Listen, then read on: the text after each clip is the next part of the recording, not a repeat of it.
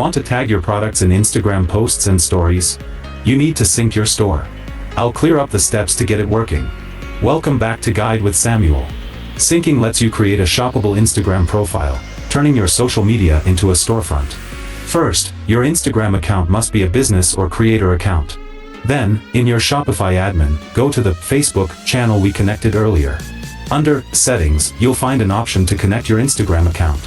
Once connected, ensure your product catalog is syncing correctly. It can take some time for Facebook to approve your catalog and for products to become taggable. A crucial pro tip: you can't do this if you have a personal Instagram account. You must switch to a business account. It's free and gives you access to vital insights and shopping features. And just like that, you can start turning your Instagram engagement into sales. Tagging products makes the path to purchase seamless for your followers. What's your favorite type of post to tag products in? Stories or feed posts?